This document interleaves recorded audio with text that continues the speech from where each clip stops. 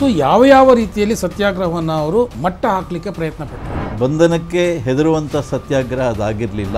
ಸಂಗ್ಲಿಯಾನ ಅಂದರೆ ಅವರು ಆ ಕಡೆ ನಾರ್ತ್ ಈಸ್ಟ್ನಿಂದ ಬಂದಂಥ ಒಬ್ಬ ಖಡಕ್ ಆಫೀಸರ್ ಅಂತ, ಅಪ್ರೈಟ್ ಆಫೀಸರ್ ಅಂತ ಅವ್ರು ಹೇಳ್ತಾ ಇದ್ರು. ಆ ಪೊಲೀಸು ದಮನ ದಬ್ಬಾಳಿಕೆ ಶುರುವಾಯಿತು. ತಲೆ ಕೆಳಗಾಗಿ ಅವನನ್ನು ಮೇಲ್ಗಡೆ ಕಟ್ಟಿ, ಕೈಗಳನ್ನು ಕಟ್ಟಿ ಅವನಿಗೆ ಬಾಸುಂಡೆ ಬರುವಾಗೆ ಹೊಡೆಯೋದು, ಪೂರ್ತಿ ನೇಕೆಡ್ ಮಾಡಿ ಐಸ್ ಸ್ಲ್ಯಾಬ್ ಮಲಗಿಸಿ ಹಿಂಸೆ.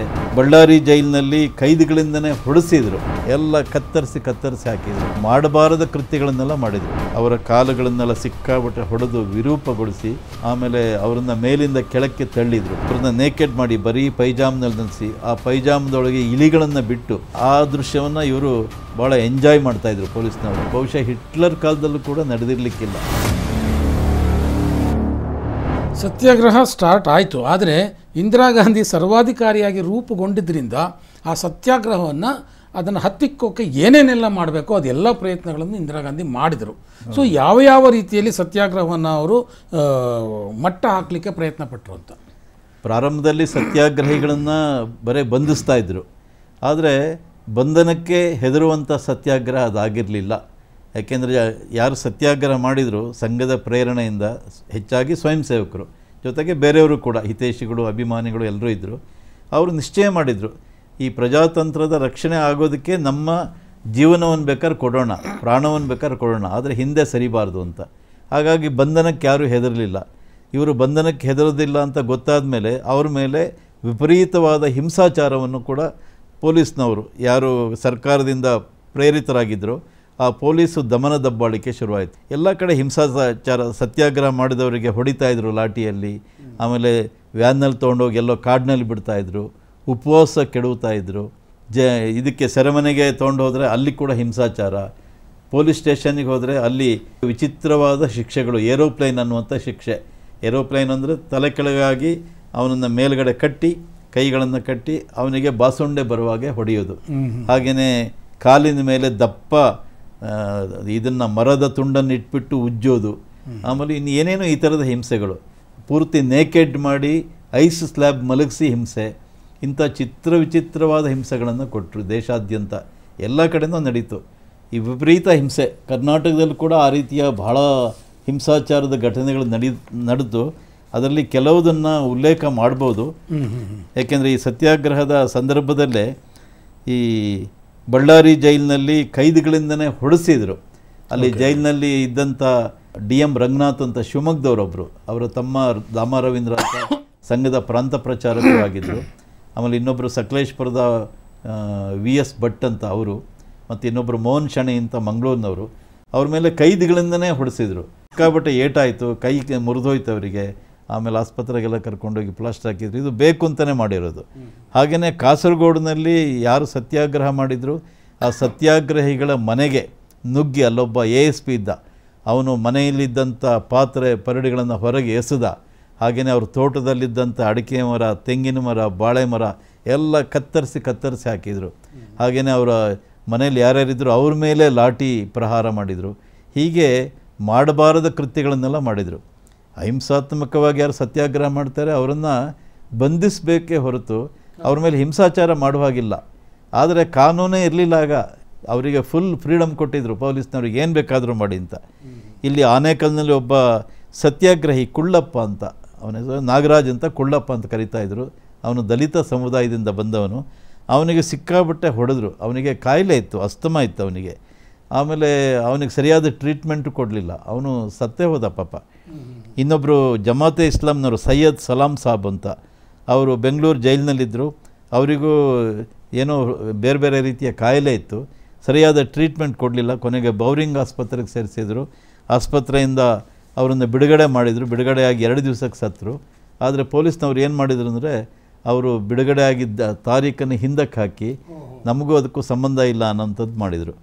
ಇನ್ನೊಬ್ಬರು ಸ್ನೇಹಲತಾ ರೆಡ್ಡಿ ಅಂತ, ಅವರು ಸಮಾಜವಾದಿ ಹಿನ್ನೆಲೆಯಿಂದ ಬಂದವರು. ಅವರನ್ನು ಕೂಡ ಅರೆಸ್ಟ್ ಮಾಡಿದರು. ಅರೆಸ್ಟ್ ಮಾಡಿ ಅವರಿಗೆ ಅಸ್ತಮಾದ ತೊಂದರೆ ಇತ್ತು. ಆದರೆ ಅವ್ರನ್ನೊಂದು ಸಣ್ಣ ಸಿಂಗಲ್ ಸೆಲ್ನಲ್ಲಿ ಹಾಕಿದರು. ಗಾಳಿ ಬೆಳಕೆ ಇರಲಿಲ್ಲ. ಅವರಿಗೆ ಉಸಿರಾಟದ ತೊಂದರೆ ಸಿಕ್ಕಾಪಟ್ಟೆ ಆಯಿತು. ಆಮೇಲೆ ಅವರನ್ನು ಬಿಡುಗಡೆ ಮಾಡಬೇಕಾಯಿತು. ಅಷ್ಟೊತ್ತಿಗಾಗಲೇ ಅವರ ಆರೋಗ್ಯ ತುಂಬ ಕೆಟ್ಟು ಹೋಗಿತ್ತು. ಬಿಡುಗಡೆಯಾಗಿ ಒಂದು 4-5 ದಿವಸಕ್ಕೆ ಅವರು ತೀರ್ಕೊಂಡ್ರು. ಇನ್ನೊಬ್ಬರು GR ನಾರಾಯಣ ರೆಡ್ಡಿ ಅಂತ, ಅವರು ಜಿಗಣಿಯವರು, ಸತ್ಯಾಗ್ರಹ ಮಾಡಿ ಜೈಲಿನಲ್ಲಿದ್ದರು. ಅವರು ಕೂಡ ಸಾಕಷ್ಟು ಹಿಂಸೆಯನ್ನು ಅನುಭವಿಸಿದರು. ಜೈಲಿಂದ ಬಿಡುಗಡೆ ಆದಮೇಲೆ ಅವರು ಕೂಡ ತೀರ್ಕೊಂಡ್ರು. ಗೋಕಾಕ್ನಲ್ಲೊಬ್ಬರು RSSನ ಸಂಘಚಾಲಕ ಬಸವರಾಜ್ ಕಲಬುರ್ಗಿ ಅಂತ, ಅವರಿಗೆ ತುಂಬ ಗೌರವಾನ್ವಿತ ವ್ಯಕ್ತಿ ಅವರು. ಗೋಕಾಕ್ನಲ್ಲಿ ಅವರಿಗೆ ಸಿಕ್ಕಾಪಟ್ಟೆ ಹೊಡೆದು ಆಮೇಲೆ ಅವ್ರ ಮನೆಗೆ ತಂದು ಎಲ್ಲರೆದುರು ಅವಮಾನ ಮಾಡಿ ಆಮೇಲೆ ಅರೆಸ್ಟ್ ಮಾಡಿ ಜೈಲಿಗೆ ಹಾಕಿದರು. ಜೈಲಿಂದ ಬಿಡುಗಡೆ ಆದಾಗ ಅವರಿಗೆ ಆ ಆಘಾತವನ್ನು ತಡ್ಕೊಳ್ಳಿಕ್ಕೆ ಆಗಲಿಲ್ಲ. ಕೆಲವೇ ದಿವಸದಲ್ಲಿ ಅವರು ಕೂಡ ಸತ್ತೋದರು.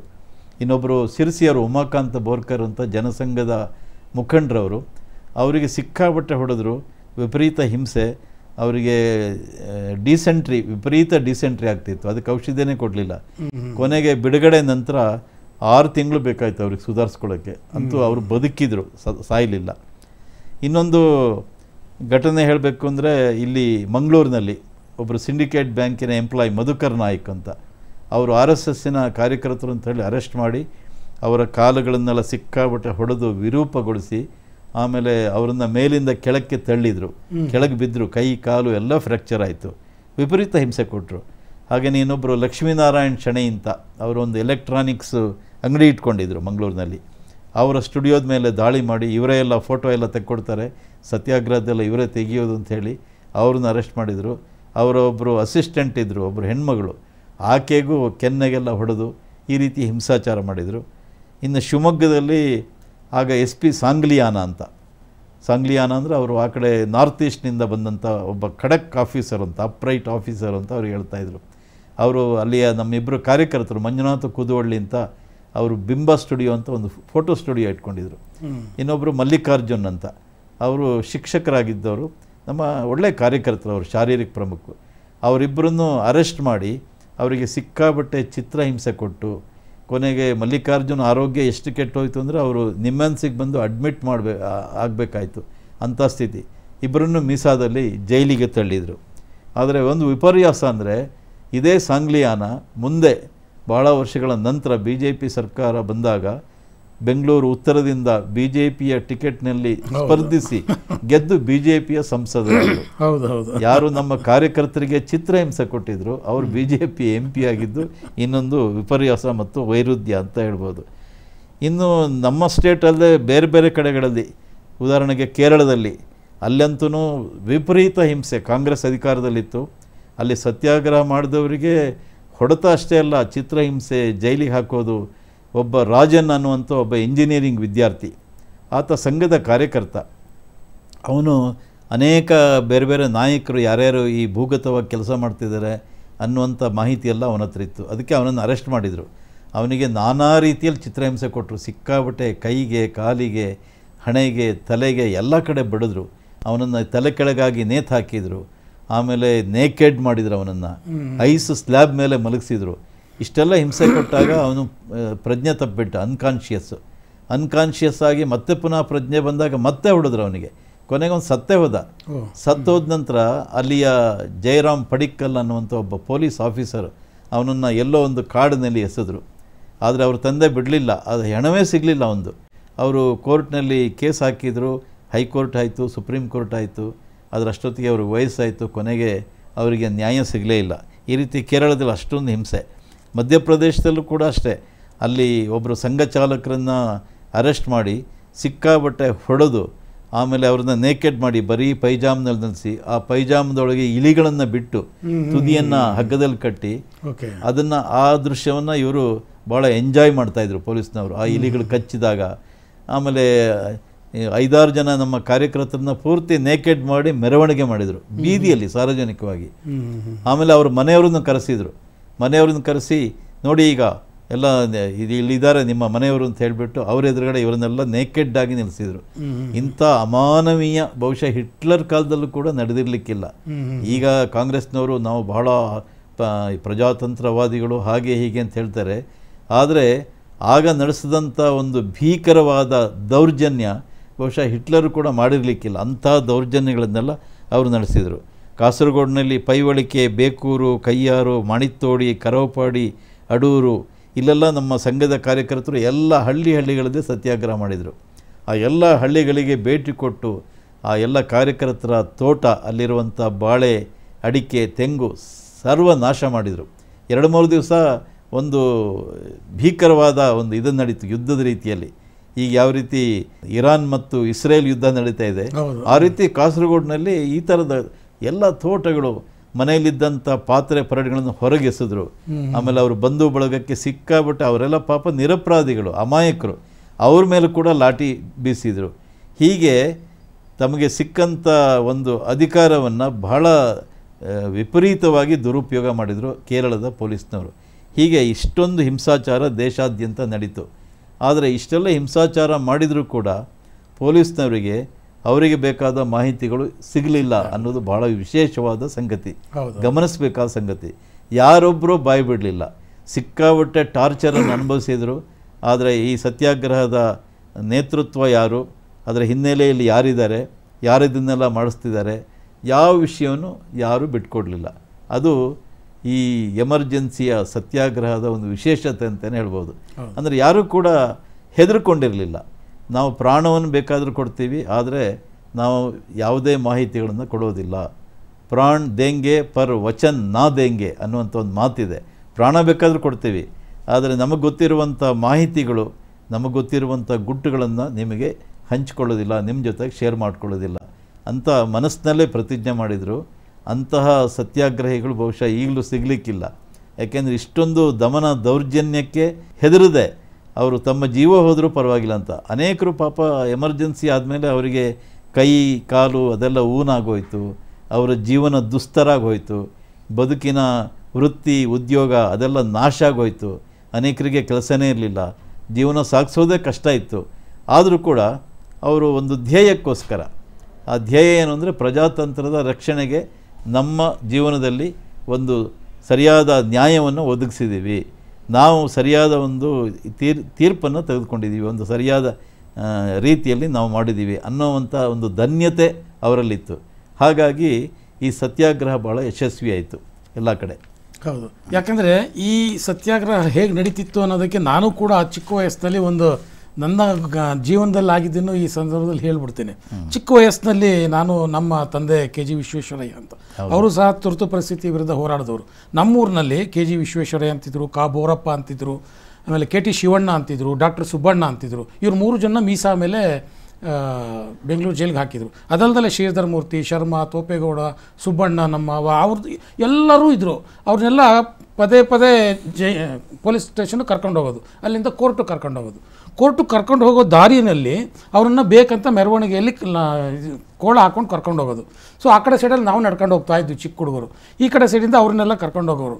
ಸುಮ್ಮನೆ ಬರೋದು ಹೆಂಗೆ, ಬೇರೆ ಕೈದುಗಳ ಥರ ಆಗ್ಬಿಡ್ತೀವಿ ಅಂದ್ಬಿಟ್ಟು ಅವರೆಲ್ಲ ಏನು ಮಾಡೋರು, ಇಂದಿರಾ ಗಾಂಧಿಗೆ ಧಿಕ್ಕಾರ ಅಂತ ಕೂಗೋರು. ಆ ಕೂಗ್ತಿದ್ದಾಗಲೇ ಅವ್ರಿಗೆ ಸರಿಯಾಗಿ ಒದೆಗಳು ಬೀಳೋದಲ್ಲಿ. ಸೊ ಸರಿಯಾಗಿ ಒದೆಗಳು ಬೀಳೋದು, ಮತ್ತು ಸ್ವಲ್ಪ ದೂರ ಹೋಗೋದು, ಮತ್ತೆ ಒಂದು ಬಸ್ ಸ್ಟ್ಯಾಂಡ್ ಬಂತು ಅಂದರೆ ಮತ್ತೆ ಇಂದಿರಾ ಗಾಂಧಿಗೆ ಧಿಕ್ಕಾರ ಅಂತ ಕೂಗೋರು, ಮತ್ತೆ ಪೊಲೀಸರು ಒದೆ ಕೊಡೋರು.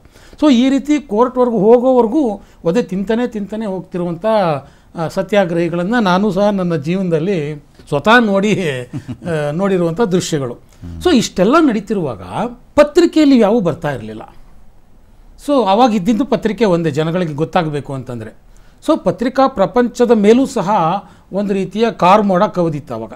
ಸೊ ಪತ್ರಿಕಾ ಪ್ರಪಂಚ ಆವಾಗ ಯಾವ ರೀತಿ ಕೆಲಸ ಮಾಡ್ತಾ ಇತ್ತು, ಅವರು ಯಾವ ರೀತಿ ಪ್ರತಿರೋಧವನ್ನು ವ್ಯಕ್ತಪಡಿಸ್ತಾ ಇತ್ತು ಅಂತ. ಪತ್ರಿಕೆಗಳ ಮೇಲೆ ಇಂದಿರಾ ಗಾಂಧಿಯವರು ನಿರ್ಬಂಧವನ್ನು ಹೇರಿದರು. ಸೆನ್ಸಾರ್ಶಿಪ್ ಅಂತ ಆಗ ಜಾರಿಯಲ್ಲಿತ್ತು. ಸೆನ್ಸಾರ್ಶಿಪ್ಪಿನ ಅರ್ಥ ಏನು ಅಂದರೆ, ಯಾವುದೇ ಪತ್ರಿಕೆಗಳು ಸರ್ಕಾರದ ವಿರುದ್ಧ ಏನನ್ನೂ ಬರೆಯೋ ಹಾಗಿರಲಿಲ್ಲ. ಪ್ರತಿನಿತ್ಯ ಅದು ಪ್ರಿಂಟಿಗೆ ಹೋಗಬೇಕಾದ್ರೆ ಅದನ್ನು ಪರಿಶೀಲನೆಗೆ ಒಳಪಡಿಸಬೇಕು ಎಡಿಟರು. ಸರ್ಕಾರದ ವಿರುದ್ಧ ಇದ್ದರೆ ಅದು ಹಾಕುವಾಗಿಲ್ಲ ಅಂತ ಇದು. ಪ್ರಾರಂಭದಲ್ಲಿ ಕೆಲವು ಪತ್ರಿಕಾ ಸಂಪಾದಕರು ಹೆದರ್ಕೊಂಡ್ಬಿಟ್ರು. ಸುಮಾರು ಒಂದು 47 ಜನ ಉತ್ತರ ಭಾರತದ ಹಿಂದಿ ಪತ್ರಿಕೆಯ ಸಂಪಾದಕರುಗಳು ಒಂದು ನಿಯೋಗ ತಗೊಂಡು ಇಂದಿರಾ ಗಾಂಧಿ ಹತ್ರ ಹೋಗಿ, ನೀವು ಮಾಡ್ತಾ ಇರೋದು ಸರಿಯಾಗಿದೆ ಅಂತ ಹೇಳಿಬಿಟ್ಟು ಅವರಿಗೆ ಮುಜರೆ ಸಲ್ಲಿಸಿ ಬಂದರು. ಆದರೆ ಎಲ್ಲ ಪತ್ರಿಕೆಯವರು ಹಾಗಿರಲಿಲ್ಲ. ಇಂಡಿಯನ್ ಎಕ್ಸ್ಪ್ರೆಸ್ ಮತ್ತು ಸ್ಟೇಟ್ಸ್ಮನ್ ಅನ್ನುವಂಥ 2 ಪತ್ರಿಕೆಗಳು ತುರ್ತು ಪರಿಸ್ಥಿತಿಯ ವಿರುದ್ಧ ಭಾಳ ದಿಟ್ಟವಾದ ಹೋರಾಟವನ್ನು ಮಾಡಿದರು. ಇಂಡಿಯನ್ ಎಕ್ಸ್ಪ್ರೆಸ್ ಗೋಯಂಕ ಅವ್ರದ್ದು, ಇದು ಸ್ಟೇಟ್ಸ್ಮನ್ CR ಇರಾನಿ ಅಂತ. ಅವರು ಬಹಳ ಪ್ರಬಲವಾಗಿ ಪ್ರತಿಭಟನೆ ಮಾಡಿದರು. ಅವರು ಈ ಸರ್ವಾಧಿಕಾರಕ್ಕೆ ಹೆದರಲೇ ಇಲ್ಲ. ಇಂಡಿಯನ್ ಎಕ್ಸ್ಪ್ರೆಸ್ ಅಂತೂ ಒಂದಾದ್ಮೇಲೆ ಒಂದು ಆರ್ಟಿಕಲ್ಗಳು, ವ್ಯಂಗ್ಯಚಿತ್ರಗಳು, ಬೇರೆ ಬೇರೆ ಸುದ್ದಿಗಳು ಎಲ್ಲವುದನ್ನು ಪ್ರಕಟಿಸ್ತಾ ಇತ್ತು. ಹಾಗೆಯೇ ಸ್ಟೇಟ್ಸ್ಮನ್ ಕೂಡ ಅಷ್ಟೇ. ಅದಕ್ಕೆ ಇಂಡಿಯನ್ ಎಕ್ಸ್ಪ್ರೆಸ್ ಮೇಲೆ ಇಂದಿರಾ ಸರ್ಕಾರಕ್ಕೆ ಸಿಕ್ಕಾಪಟ್ಟೆ ಸಿಟ್ಟಿತ್ತು. ಹಾಗಾಗಿ ಅವರ ಕಚೇರಿಗಳ ಮೇಲೆ ದಾಳಿ ಮಾಡಿದರು, ಆಮೇಲೆ ಅವರ ಮೆಷಿನರಿ ಮೇಲೆ ಹಾನಿ ಮಾಡಿದರು, ಮತ್ತು ಅಲ್ಲಿರುವಂಥ ಎಂಪ್ಲಾಯಿಗಳನ್ನೆಲ್ಲ ಮನೆ ಕಳಿಸುವಂಥ ಕೆಲಸನೂ ಕೂಡ ಮಾಡಿದರು. ಸಿಕ್ಕಾಪಟ್ಟೆ ಒಂದು 150 ಕೇಸ್ ಇತ್ತು ಅವ್ರ ಮೇಲೆ. ಹಾಗೆ ಸ್ಟೇಟ್ಸ್ಮೆನ್ ಇದ್ರ ಹತ್ರನೂ ಅಷ್ಟೇ. ವಿದ್ಯಾಚರಣ ಶುಕ್ಲ ಆಗ ವಾರ್ತಾ ಮಂತ್ರಿಯಾಗಿದ್ದರು. ಅವರು ಪತ್ರಿಕೆಗಳನ್ನೆಲ್ಲ 3 ಕ್ಯಾಟಗರಿ ಮಾಡಿದರು. ಒಂದು ಅನುಕೂಲಕರ, ಎಲ್ಲರೂ ಫಾರ್ ಆಗಿರೋದು ಗೌರ್ಮೆಂಟ್ಗೆ, ಇನ್ನೊಂದು ತಟಸ್ಥ ನ್ಯೂಟ್ರಲ್, ಮತ್ತೊಂದು ಪ್ರತಿಕೂಲಕರ ಎಗೆನೆಸ್ಟ್. ಹೀಗೆ 3 ಗುಂಪು ಮಾಡಿದರು. ಅದರಲ್ಲಿ 3ನೇ ಗುಂಪಿನವ್ರು ಯಾರಿದ್ದಾರೆ, ಸರ್ಕಾರಕ್ಕೆ ಎಗೆನೆಸ್ಟ್ ಯಾರಿದ್ದಾರೆ ಅವ್ರ ಮೇಲೆ ದಮನ ದಬ್ಬಾಳಿಕೆಗಳು. ದಮನ ದಬ್ಬಾಳಿಕೆ ಅಂದರೆ ಒಂದೊಂದಾಗಿ ಅಲ್ಲಿರುವ ಎಡಿಟರಿಗೆ ದಬಾಯಿಸೋದು, ಅವರಿಗೆ ಬೆದರಿಕೆ ಹಾಕೋದು. ನೋಡಿ, ನೀವು ಹೀಗೆ ಬರೆದ್ರೆ ನಿಮ್ಮನ್ನು DIR ಅಥವಾ ಮೀಸಾ ಕಾನೂನು ಮೇಲೆ ಬಂಧಿಸ್ತೀವಿ. DIR ಅಂದರೆ ಡಿಫೆನ್ಸ್ ಆಫ್ ಇಂಡಿಯನ್ ರೂಲ್ಸ್ ಅಂತ ಒಂದು ಕಾನೂನು, ಮೀಸಾ ಅಂದರೆ maintenance of Indian security act ಅಂತ. ಆದರೆ ಅದನ್ನು ತಮಾಷೆಯಾಗಿ ಎಲ್ಲರೂ DIR ಅಂದರೆ ಡಿಫೆನ್ಸ್ ಆಫ್ ಇಂದಿರಾ ರೂಲ್ಸ್ ಅಂತ, ಮೀಸಾ ಅಂದರೆ maintenance of Indira security act ಅಂತ ತಮಾಷೆ ಮಾಡ್ತಾಯಿದ್ರು. ಆ ಕಾನೂನುಗಳ ಮೇಲೆ ಅರೆಸ್ಟ್ ಮಾಡೋದು. ಈ DIR ಮೇಲೆ ಅದಕ್ಕೆ ಜಾಮೀನು ಸಿಗ್ತಾಯಿತ್ತು, ಅದರ ಮೀಸಾದಲ್ಲಿ ಅರೆಸ್ಟ್ ಆದರೆ ಅದಕ್ಕೆ ಯಾವುದೇ ಜಾಮೀನಿಲ್ಲ, ಅದಕ್ಕೆ ಎಷ್ಟು ವರ್ಷ ಜೈಲು ಅಂತ ಇಲ್ಲ, ಮತ್ತು ಕೋರ್ಟಲ್ಲಿ ಅದಕ್ಕೆ ಹೋಗುವಂಥದ್ದು ಇರಲಿಲ್ಲ. ಹೀಗೆ ಒಂದು ರೀತಿ ಅನಿಶ್ಚಿತತೆ, ಅನ್ಸರ್ಟನಿಟಿ ಇತ್ತು. ಪತ್ರಿಕೆಗಳ ಮೇಲೆ ಈ ರೀತಿಯ ಕ್ರಮಗಳನ್ನು ಕೈಗೊಂಡರು. ಒಬ್ಬ ಪ್ರಸಿದ್ಧ ಪತ್ರಕರ್ತ ಥಾಮಸ್ ಜೆಫರ್ಸನ್ ಅವನೊಂದು ಮಾತು ಹೇಳಿದ್ದಾನೆ, ಸರ್ಕಾರ ಉಳಿದು ಪತ್ರಿಕೆಗಳು ಸಾಯೋದಕ್ಕಿಂತ ಪತ್ರಿಕೆಗಳು ಉಳಿದು ಸರ್ಕಾರ ಸಾಯೋದು ಒಳ್ಳೆಯದು ಅಂತ ಒಂದು ಪ್ರಸಿದ್ಧವಾದ ಹೇಳಿಕೆ ಒಂದು. ಅಂದರೆ ಈ ಥರದ ವಿಪರೀತ ಸ್ಥಿತಿಯಲ್ಲಿ ಪತ್ರಿಕೆಗಳು ಉಳಿಬೇಕು, ಯಾಕೆಂದರೆ ಪ್ರಜಾತಂತ್ರದ 4ನೇ ಆಧಾರ ಸ್ತಂಭ ಅದು. ಹಾಗಾಗಿ ಸರ್ಕಾರ ಹೋದರೂ ಪರವಾಗಿಲ್ಲ ಅಂತ. ಆದರೆ ಇಂದಿರಾ ಸರ್ಕಾರ ಪತ್ರಿಕೆಗಳ ಮೇಲೆ ವಿಪರೀತ ದಮನಗಳನ್ನು ಮಾಡಿದರು. ದಮನ ದಬ್ಬಾಳಿಕೆ ಪ್ರತಿನಿತ್ಯ ನಡೀತಾ ಇತ್ತು. ಪತ್ರಿಕೆಯಲ್ಲಿ ಒಂದು ಅಕ್ಷರ ಬರೋಕ್ಕೆ ಬಿಡ್ತಾ ಇರಲಿಲ್ಲ. ಅದಕ್ಕೋಸ್ಕರನೇ ಪೊಲೀಸು ವ್ಯವಸ್ಥೆ ಎಲ್ಲ ಮಾಡಿದರು. ಮತ್ತು ಪತ್ರಿಕಾ ಕಚೇರಿಗಳಿಗೆ ದಿಢೀರ್ ಭೇಟಿ ಮಾಡೋದು, ಅವ್ರ ಮೇಲೆ ಹಿಂಸೆ ಮಾಡೋದು, ಏನು ಬರಿತಿದ್ದೀರಿ ಇವತ್ತು ಅಂತೆಲ್ಲ ಹೀಗೆ ಹಿಂಸೆ ಮಾಡೋದು, ಇದೆಲ್ಲ ನಡೀತಾ ಇತ್ತು. ಈಗೇನು ಕಾಂಗ್ರೆಸ್ನವರು ಅಭಿವ್ಯಕ್ತಿ ಸ್ವಾತಂತ್ರ್ಯ ಇಲ್ಲ ಅಂತ ಹೇಳ್ತಾರಲ್ಲ, ಅದನ್ನು ಅವರೇ ಮಾಡಿರೋದು. ಆ ಕಾಲದಲ್ಲಿ ಅಭಿವ್ಯಕ್ತಿ ಸ್ವಾತಂತ್ರ್ಯದ ಸಂಪೂರ್ಣ ಹರಣ. ಯಾರು ಸರ್ಕಾರದ ವಿರುದ್ಧ ಮಾತಾಡುವ ಹಾಗಿರಲಿಲ್ಲ, ಬರೆಯುವ ಹಾಗಿರಲಿಲ್ಲ, ಭಾಷಣ ಮಾಡುವ ಹಾಗಿರಲಿಲ್ಲ. ಹೀಗೆ ನಾನಾ ರೀತಿಯ ಕಿರುಕುಳಗಳು. ಅದರ ಜೊತೆಗೆ ಆಗ ಸಣ್ಣ ಪತ್ರಿಕೆಗಳು ಸಾಕಷ್ಟಿತ್ತು ದೇಶದಲ್ಲಿ. ಸಣ್ಣ ಪತ್ರಿಕೆಗಳು ಮಾತ್ರ ಹೆದರಲೇ ಇಲ್ಲ. ಅವರು ದಿಟ್ಟವಾಗಿ ಬರೆದ್ರು. ದೊಡ್ಡ ದೊಡ್ಡ ಪತ್ರಿಕೆಗಳು ಕೆಲವರು ಹೆದರ್ಕೊಂಡಿದ್ರು, ಆದರೆ ಸಣ್ಣ ಪತ್ರಿಕೆಗಳಿಗೆ ಹೆದರಲೇ ಇಲ್ಲ. ಉದಾಹರಣೆಗೆ ಮೀನು ಮಸಾನಿ ಅವ್ರದ್ದು ಫ್ರೀಡಮ್ ಫಸ್ಟ್ ಅಂತ ಒಂದು ಪತ್ರಿಕೆ ಇತ್ತು. ಇನ್ನೊಬ್ಬರು ಗುಜರಾತ್ನಲ್ಲಿ ವೈದ್ಯ ಅಂತ ಅವ್ರದ್ದು ಭೂಮಿಪುತ್ರ ಅನ್ನುವಂಥ ಒಂದು ಪತ್ರಿಕೆ ಇತ್ತು, ಚುನಿಬಾಯಿ ವೈದ್ಯ ಅಂತ. ಅವರು ಕೋರ್ಟಿಗೆ ಹೋದರು, ನೀವು ಈ ಅಭಿವ್ಯಕ್ತಿ ಸ್ವಾತಂತ್ರ್ಯವನ್ನು ಹೇಗೆ ಹರಣ ಮಾಡೋಕ್ಕೆ ಸಾಧ್ಯ, ಇದು ಪತ್ರಿಕಾ ಸ್ವಾತಂತ್ರ್ಯ ಸಂವಿಧಾನದಲ್ಲಿ ಉಲ್ಲೇಖ ಇದೆ, ಇದು ಸರಿಯಲ್ಲ ಅಂತ ಅವ್ರು ಕೋರ್ಟಿಗೆ ಹೋದರು. ಕೋರ್ಟ್ನಲ್ಲಿ ಈ 2 ಪತ್ರಿಕೆಗಳ ಪರವಾದ ಜಡ್ಜ್ಮೆಂಟ್ ಬಂತು. ಯಾರೊಬ್ಬ ಪಾಪ ನ್ಯಾಯಾಧೀಶ ಧೈರ್ಯವಾಗಿ ಕೊಟ್ಟ ಆ ಜಡ್ಜ್ಮೆಂಟನ್ನು. ಇನ್ನೊಂದು ಒಪಿನಿಯನ್ ಅನ್ನುವಂಥ ಒಂದು ಪತ್ರಿಕೆ, ಚಿಕ್ಕ ಪತ್ರಿಕೆ, ಭಾಳ ಚಿಕ್ಕದಾಗಿತ್ತದು. AD ಗೋರವಾಲ ಅಂತ ಅವರು ಅದನ್ನು ನಡೆಸ್ತಾಯಿದ್ರು. ಪಾಕ್ಷಿಕ, ಅದು 15 ದಿವಸಕ್ಕೊಂದು ಬರ್ತಾಯಿತ್ತು. ಅವರು ಬಹಳ ಉಗ್ರವಾಗಿ ಬರಿತಾಯಿದ್ರು. ಅದಕ್ಕೆ ಆ ಪತ್ರಿಕೆ ಬರೆದದ್ದಂಗೆ ಮಾಡಬೇಕು ಅಂತೇಳಿ ಅವರಿಗಿದ್ದಂಥ ಪರ್ಮಿಷನ್ ಪೋಸ್ಟ್ ಮಾಡೋದಕ್ಕೆ ಅದನ್ನು ರದ್ದು ಮಾಡಿದರು. ಆದರೂ ಬಿಡಲಿಲ್ಲ ಇವರು. ಪ್ರಿಂಟ್ ಮಾಡಿ ಹಾಗೆ ಹಂಚ್ತಾಯಿದ್ರು ಬೀದಿ ಬೀದಿಯಲ್ಲಿ. ಪ್ರಿಂಟು ಮಾಡೋ ಹಾಗಿಲ್ಲ ಅಂತ ಅದರ ಮೇಲೂ ನಿರ್ಬಂಧ ತಂದರು. ಅದಕ್ಕೆ ಸೈಕ್ಲೋ ಸ್ಟೈಲ್ ಮಾಡಿ ಜನರಿಗೆ ಹಂಚ್ತಾಯಿದ್ರು. ಕೊನೆಗೆ ಇನ್ನಿಲ್ಲದ ಕಿರುಕುಳ ಕೊಟ್ಟಾಗ ಕೊನೆಯ ಒಂದು ಸಂಚಿಕೆಯಲ್ಲಿ ಅವರು ಸಂಪಾದಕೀಯ ಬರೆದರು. ಏನು ಅಂದರೆ, ಇಂದಿರಾ ಗಾಂಧಿ ಸರ್ಕಾರ ಹುಟ್ಟಿದ್ದು ಸುಳ್ಳಿನಿಂದ, ಬೆಳೀತಾ ಇರೋದು ಸುಳ್ಳಿನಿಂದ, ಸಾಯೋದು ಕೂಡ ಸುಳ್ಳಿನಿಂದನೇ ಸಾಯುತ್ತೆ. ಆದರೆ ಒಪಿನಿಯನ್ ಓದುಗರು ಅವರು ಯಾವತ್ತೂ ಕೂಡ ಹೆದರೋದಿಲ್ಲ, ಹೆದರಿಕೆ ಇರುವಂಥವರಲ್ಲ. ಅವರು ಯೋಚನೆ ಮಾಡ್ತಾರೆ, ಚರ್ಚೆ ಮಾಡ್ತಾರೆ, ನಿರ್ಧಾರ ಮಾಡ್ತಾರೆ. ಆದರೆ ಆ ನಿರ್ಧಾರ ಸರ್ಕಾರವನ್ನು ಒಂದಲ್ಲ ಒಂದು ದಿವಸ ಸೋಲು ಹಾಗೆ ಮಾಡುತ್ತೆ ಅಂತ ಬರೆದ್ಬಿಟ್ಟು ಆ ಪತ್ರಿಕೆಯನ್ನು ಕ್ಲೋಸ್ ಮಾಡಿದರು. ಒಪಿನಿಯನ್ ಅಂತ ಒಂದು ಪತ್ರಿಕೆ. ಇದಲ್ಲದೆ ಇನ್ನೂ ಸಂಘ ಪರಿವಾರದ ಅನೇಕ ಪತ್ರಿಕೆಗಳಿತ್ತು. ಪಾಂಚಜನ್ಯ ಅನ್ನುವಂಥ ಹಿಂದಿ ವಾರಪತ್ರಿಕೆ, ಇನ್ನೊಂದು ಜನತಾ ಅಂತ ಒಂದು ಪತ್ರಿಕೆ, ಮರಾಠಿಲಿ ಸಾಧನ ಅನ್ನುವಂಥ ಪತ್ರಿಕೆ, ನಮ್ಮ ಕನ್ನಡದಲ್ಲಿ ವಿಕ್ರಮ ವಾರಪತ್ರಿಕೆ, ಕೇರಳದಲ್ಲಿ ಕೇಸರಿ ಅನ್ನುವಂಥ ಮಲಯಾಳಂ ಪತ್ರಿಕೆ. ಈ ಎಲ್ಲ ಪತ್ರಿಕೆಗಳನ್ನು ಮುಟ್ಟುಗೋಲು ಹಾಕಿದರು. ಅದರ ಮೆಷಿನರಿನೆಲ್ಲ ಅವರು ಸೀಸ್ ಮಾಡಿದರು. ಎಲ್ಲ ಸಂಪಾದಕರುಗಳನ್ನು ಅರೆಸ್ಟ್ ಮಾಡಿದರು. ವಿಕ್ರಮ ಪತ್ರಿಕೆ ಸಂಪಾದಕರಾಗಿದ್ದಂಥ ಬೇಸೋನ ಮಲ್ಯ ಅವರು ಕೆಲಸ ಮಾಡ್ತಾ ಇರುವಾಗಲೇ ಅವರನ್ನು ಕರ್ಕೊಂಡೋದ್ರು. ಉಟ್ಟು ಬಟ್ಟೆಯಲ್ಲಿ ಅವರನ್ನು ಕರ್ಕೊಂಡೋಗಿ ಅವ್ರನ್ನ ಅರೆಸ್ಟ್ ಮಾಡಿ ಮೀಸಾ ಕಾನೂನಿನಲ್ಲಿ ಅವ್ರನ್ನ ಬಂಧಿಸಿ ಜೈಲಿಗೆ ಹಾಕಿದರು. ಹೀಗೆ ಇಡೀ ದೇಶದಲ್ಲಿ ಯಾರ್ಯಾರು ಪತ್ರಿಕಾ ಸಂಪಾದಕರುಗಳು ಸರ್ವಾಧಿಕಾರವನ್ನು ವಿರೋಧಿಸಿದರು ಅವರೆಲ್ಲ ಜೈಲು ಪಾಲಾದರು.